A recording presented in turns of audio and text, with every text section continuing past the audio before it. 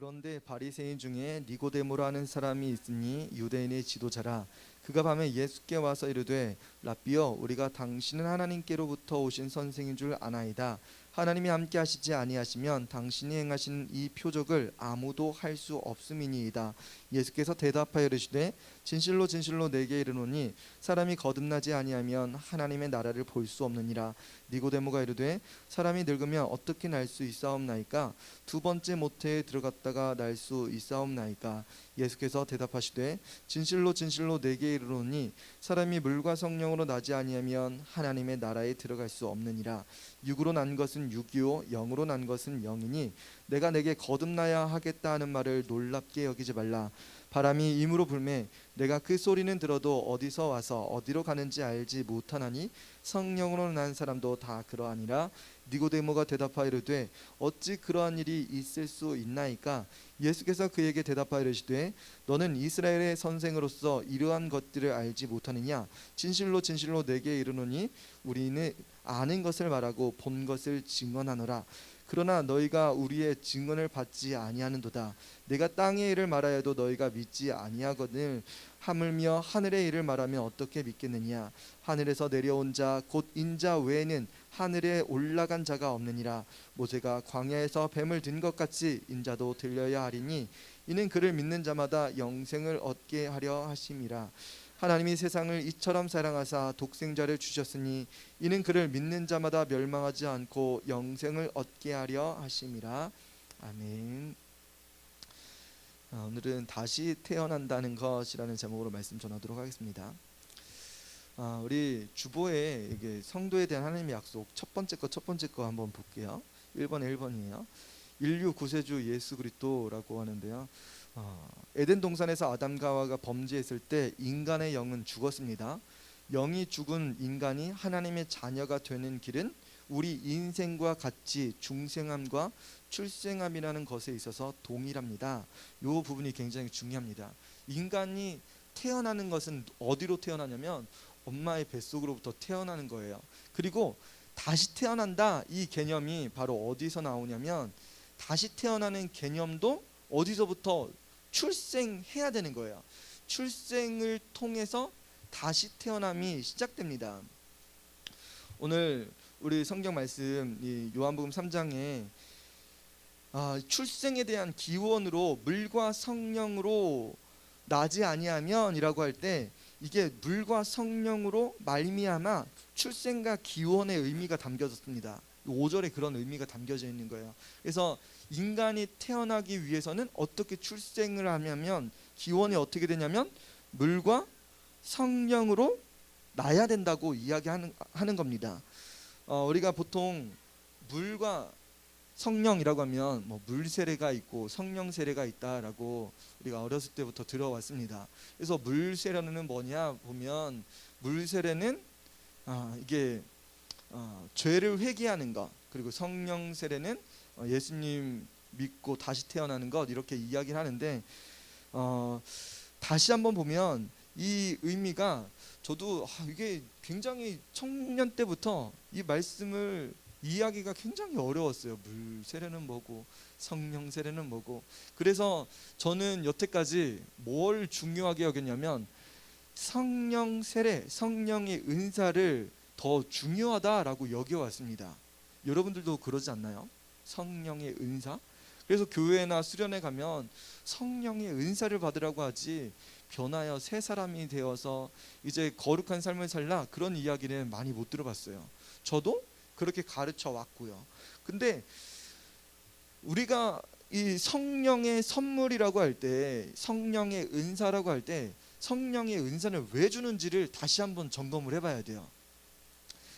아이가 이번에 태어났죠. 그래서 한 살을 살았습니다. 그러면 뭐래요? 돌잔치를 하잖아요. 돌잔치를 하면서 아이들이 돌잡이를 합니다. 돌잡이를 할 때 이걸 뭐 우리나라의 풍습이긴 한데 이걸 잡으면 그거가대로 되길 원하는 마음이 우리나라 사람들에게 있습니다. 그래서 돈을 잡으면 돈을 많이 벌게 해주세요. 그리고 청진기를 잡으면 의사가 되게 해주세요. 마이크를 잡으면 연예인이 되게 해주세요. 뭐 이런 거 있잖아요. 그리고 목사님들은 간혹 가다가 이렇게 성경책 올려놓고 주님의 종이 되길 원합니다. 그래서 성경책을 들은 친구들도 없잖아 있었어요. 그쵸? 누가 잡았죠? 안 잡았어요? 잡았던 것 같은데? 내려놓고 다른 거 잡으라고 했던 것 같은데 그런 친구들도 있었던 것 같아요. 자, 우리가 이 출생, 근데 저도 청년 때도 그랬지만 신학교 다니는 그 시기에도 그랬지만 이게 어떻게 하면 거듭나는지에 대한 궁금증, 이게 그런가, 뭐 설교를 몇 번을 들어도 이해가 가지 않을 때가 있어요. 근데 오늘 성경에 보니까 이해 가지 않는 사람이 한 명 또 나옵니다. 그 사람이 누구냐면 니고데모라는 사람이에요. 이 사람은, 그런데 바리새인 중에 니고데모라 하는 사람이 있으니 유대인의 지도자라 이야기합니다. 유대인의 지도자예요. 그러면 유대인들 중에서 사람들이 존경할 만한 굉장히 훌륭한 사람입니다. 이 사람이 예수님께 밤에 찾아왔어요. 밤에 찾아온 이유도 사람들의 눈치를 보면서 왔다는 거잖아요. 사람들이 예수님을 따르는 것, 예수님 따르는 사람들을 예수님을 죽인다, 뭐 그런 이야기가 들려질 그때 예수님을 믿지 못하게 유대 지도자들은 강압적으로 그렇게 해왔는데, 아무리 봐도 유대 지도자 중에 한 사람, 이 니고데모는 예수님의 행적이 특이했던 것 같아요. 그래서 어떻게 판단을 하냐면 그분을 만나봐야 되겠다 이야기하죠. 선생님, 우리가 당신은 하나님께로부터 오신 선생인 줄 아나이다. 하나님께로부터 온 선생님인 것을 안다고 표현하고 있어요. 하나님이 함께 하시지 아니하시면 당신이 행하시는 이 표적을 아무도 할 수 없음이니이다. 우리가 강조했던 건 뭐예요? 표적이잖아요. 표적, 그리고 성령의 은사, 이거를 굉장히 중요하게 여겨왔어요. 한국 교회가 그렇게 여겨왔습니다.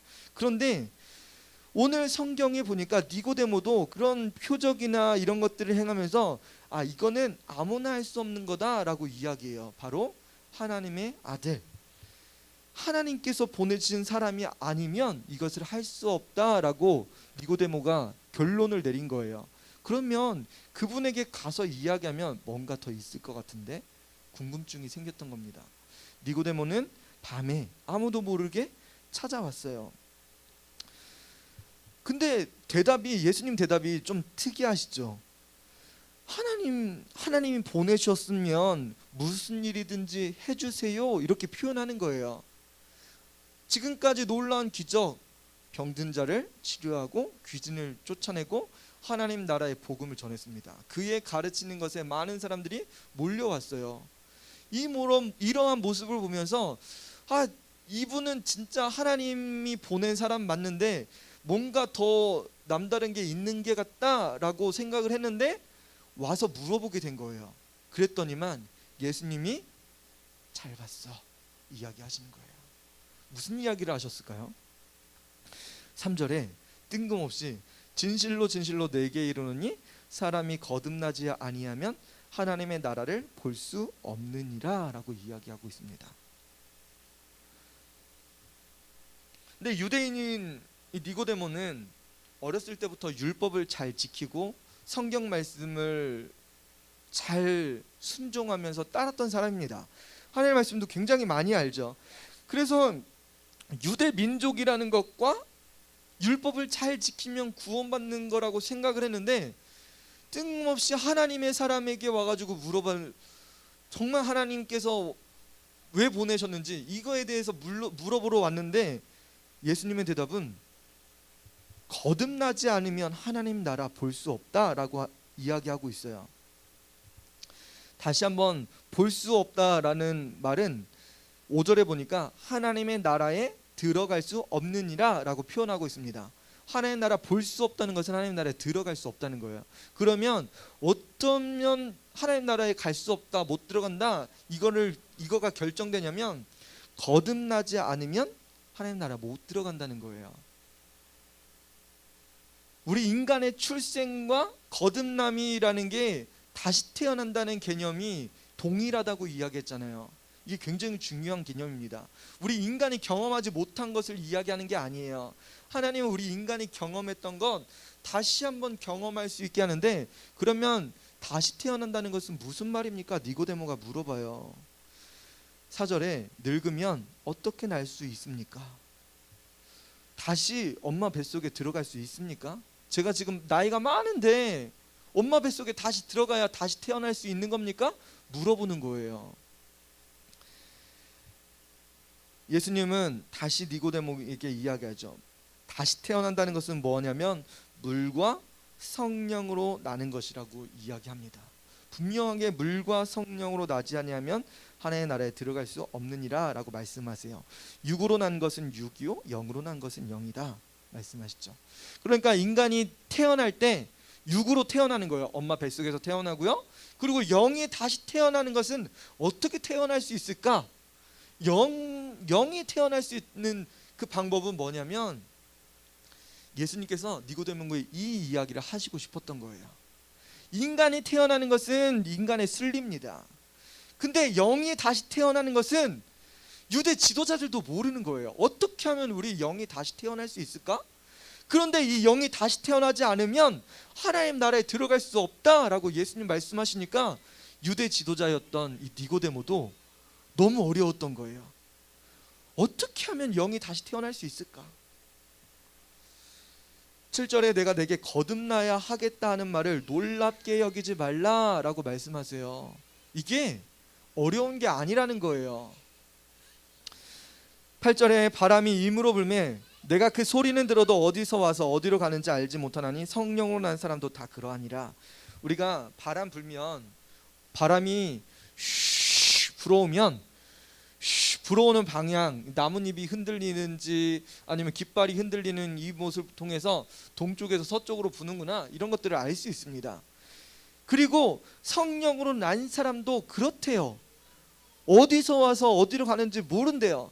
우리가 간혹가다 생각하면, 우리가 신앙생활을 하다 보면 신앙생활 하는데 특이하게 신앙생활하는 사람들이 있습니다. 근데 그 사람들이 누구냐면, 보통 신앙생활하는 사람들은 이 법에 의해서 성경을 보고 법에 의해서 예배를 드리고 지키려고 노력하려고 하나님의 말씀을 따라갑니다. 그런데 정말 성령으로 난 사람은 어떻게 하냐면 사람들이 생각지도 못한 일을 해요. 사람들이 생각하지 않은 전도를 해요. 그리고 하나님의 말씀에 순종합니다. 나에게 성경 말씀이 있는데 갑자기 순종할 수 있게 해주셔요. 뜬금없이 갑자기 성경학교 하는데 누가 딱 와요. 막 성경학교 하는데 헌금입니다 이렇게 놓고 가시는 그런 분들도 계시고, 자원해서 갑자기 하시는 분들도 계시고, 이런 분들이 간혹 갑자기 계실 때가 있습니다. 성령으로 난 사람이 바로 그렇다는 거예요. 목회하다 보면은 정말 위급하게 급전이 필요한 그럴 때 꼭 목사님들이 간증, 그런 개척교회 목사님들이 꼭 그런 간증 하시잖아요. 어려운 그때 하나님이 꼭 보내주시더라, 이런 이야기를 하시는 것은 바로 성령으로 난 사람 때문에 그렇습니다. 우리가 일반적으로 생각할 때는 우리가 열심히 노력해가지고 전도하고 부흥하고 그래야 되는데, 성령으로 나면 이거는 하나님이 하시는 거예요. 하나님께서 막 불어 넣으시는 거예요. 하나님이 막 하게 하십니다. 성령으로 되면 이런 일들이 이거는 진짜 사람이 할 수 없는 거구나. 교회의 무슨 체제나 무슨 시스템으로 인해서 부흥하고 그런 것들이 아닌 것을 깨닫게 됩니다. 성령으로 나게 되면 이런 일들이 가능해진다는 거예요. 니고데모가 다시 묻습니다. 어찌 그러한 일이 있을 수 있습니까? 너는 이스라엘 선생으로 이런 것을 알지 못하느냐? 우리는 아는 것을 말하고 본 것을 증언하노라. 그러나 너희가 우리의 증언을 받지 아니하는도다. 내가 땅의 일을 말하여도 믿지 아니하거든 하물며 하늘의 일을 말하면 어떻게 믿겠느냐? 하늘에서 내려온 자 곧 인자 외에는 하늘에 올라간 자가 없느니라 라고 하면서 모세의 비유를 듣습니다. 광야에서 모세가 불순종했던 사람들이 불뱀이 물었던 것처럼 그때 기도하고 하나님의 음성을 듣고 불뱀을 장대에 달린 불뱀을 바라보면 살 거라라고 하는 그 말씀을 통해서 니고데모에게 이야기합니다. 그러면 니고데모가 이해를 해요. 이 이야기를 듣고 아 맞아, 그때 뱀을 본 자는 살 거라고 말씀하셨는데 그렇게 되었어요, 이 이야기를 합니다. 그러면서 인자도 들려야 하리니, 인자가 들려야 된다는 것은 결국은 십자가에서 우리의 모든 죄를 지시고 죽어야 된다는 그런 의미입니다. 이는 그를 믿는 자마다 영생을 얻게 하려 하심이니라. 다시 한번 영생에 대한 이야기가 나옵니다. 하나님의 나라를 어떻게 갈 수 있냐면 거듭나야 되는데 영생을 얻게 되는데 그 방법이 뭐냐면 이는 그를 믿는 자마다 영생을 얻게 하려 하심이니라 라고 말씀하세요. 우리가 다시 태어난다는 것은 결국은 뭐냐면 예수님이 나의 죄를 위해서 죽으시고 다시 살아나시고 예수님께서 나의 모든 죄를 용서해 주신 사실을 믿습니다. 예수님, 나의 죄도 용서해 주시고 내 안에 들어가 주세요. 나의 삶을 인도해 주세요. 이 고백을 하는 겁니다. 다시 태어나는 유일한 방법은 예수님을 믿는 거예요. 나의 죄를 용서해 주시기 위해서 오신 예수님, 나의 죄를 용서해 주시고 내 안에 들어오셔서 나의 삶을 인도해 주세요 라고 고백하는 거예요. 이렇게 예수님을 믿는 자, 하나님이 세상을 이처럼 사랑하사 독생자를 주셨으니 이는 그를 믿는 자마다 멸망하지 않고 영생을 얻게 하려 하심이라. 우리가 구원받을 수 있는 유일한 방법은 바로 예수님이라고 말씀하세요. 다시 한번 돌아와서요, 우리에게 성령을 주신 이유가 있어요. 첫 번째로 우리가 물로 세례를 받으라고 이야기했죠. 물로 세례를 받으라는 것은 뭐냐면 바로 우리가 죄 용서를 받아야 되는 거예요. 주님, 저의 죄를 용서해 주세요. 제 모든 죄를 용서해 주시고 깨끗하게 해주세요. 이게 바로 물로 깨끗해지는 겁니다. 물은 씻는 역할을 하고 있어요. 그래서 세례 받을 때도 뭘로 세례를 받냐면 물 세례를 받습니다. 강에 깊숙이 빠치든지 아니면 머리에 물을 이렇게 찍어서 바르든지 물로 깨끗해지기 때문에 이 약식으로 세례를 베풀었던 겁니다. 물로 깨끗해지는 거예요. 그리고 성령은 왜 성령일까요? 저도 이 성령이라고 하는 거에 대해서 고민을 되게 많이 하다가 이번 말씀 준비하면서 새 사람이라는 단어에서 제 마음이 막 감동이 오더라고요. 하나님 우리를 새 사람 만드시길 원하셨어요. 아이가 태어나지 않았으면 돌잔치 해야 하네요? 할 수가 없죠. 태어나지 않았는데 어떻게 해요? 우리가 다시 태어났습니다. 우리가 이제 성인이 되었어요. 이제 믿기 한 10년 된 어린이들도 있을지도 모르겠어요. 그리고 나이가 많은 권사님 내에는 할아버지 할머니 되는 나이가 될 수도 있어요. 어떤 나이에 믿든지 간에 우리는 이미 출생했습니다. 출생한 사람들에게 있어서 성령의 세례를 받으라고 하는 것, 성령, 물과 성령으로 다시 태어나지 않으면 안 된다고 하는 이 성령이라는 말은 결국은 뭐냐면 우리에게 성령의 세례, 성령의 선물, 이것이 중요할 수도 있어요. 근데 우리는 삶이 더 중요합니다. 우리는 다시 태어난 사람이지만 이 세상에 살아갈 날이 더 있어요. 이 세상에서 살아가야 되는데 우리 어떻게 살아갈 수 있을까? 많은 성도들이 시험과 환난을 당하다가 결국은 신앙을 포기하는 사람들도 있어요. 근데 성령으로 다시 태어나지 않으면 무슨 일이 벌어져요? 시험 들고 낙심하고 떨어지는 거예요. 성령으로 태어나는 건 결국은 뭐냐면 우리 삶을 위해서 하나님께서 우리에게 성령을 주시는 겁니다. 예수님은 우리 안에 들어오셔서 거하시지 않는 것처럼 느낄 때가 있어요. 하지만 성령이 우리 안에 들어오셨습니다. 예수님이 승천하실 때 성령의 선물을 받으라고 말씀하셨어요. 성령이 오실 거라고 말씀하셨어요. 오순절날 성령이 우리에게 임하셨습니다. 그 이후로 예수님이 영접하는 사람들 마음 가운데는 뭐가 들어오냐면 성령님이 들어오시는데요. 근데 누구에게는 성령님이 못 들어오시냐면 저는 예수님 믿습니다. 하지만 여전히 죄 아래 살고 싶어요 하는 사람들에게는 성령님이 역사하실 수가 없어요. 성령님이 함께 하실 수가 없습니다. 하나님은 거룩하신 분이기 때문에 죄와 함께하는 사람들과는 함께할 수가 없어요. 그래서 신앙생활 하다가 포기하는 대부분 이유가 뭐냐면, 목사님 때문에 시험 들었어요, 사모님 때문에 시험 들었어요, 교회에서 시험 들었어요, 교회, 한국 교회가 그래요. 이 문제가 아닌 거예요. 결국은 뭐냐면 자기 죄 때문에 넘어지는 거예요. 죄 때문에. 자기 안에 있는 죄를 고백하지 못하고, 주님 앞에 회개하지 못하고, 죄사함 받지 못하고, 그 죄를 가지고 그대로 살다가 성령을 받지 못하기 때문에 그렇습니다. 성령님 우리 안에 들어오시길 원하세요. 그러나 예수님 영접한다고 하는데 성령님 내 안에 들어오는 것을 거부하고 있어요. 가장 큰 죄가 성령을 회방하는 죄라고 이야기하잖아요. 예수님 욕하는 것은 예수님 그때는 알지 못하기 때문에 용납이 돼요. 하지만 성령을 욕하는 것, 성령님 회방하는 것 하나님께서 원치 않으십니다. 우리에게 성령의 선물을 주는 이유는 성도의 삶을 위해서 주시는 거예요. 마지막까지, 주님 오실 때까지 이 성도의 삶을 지키라고.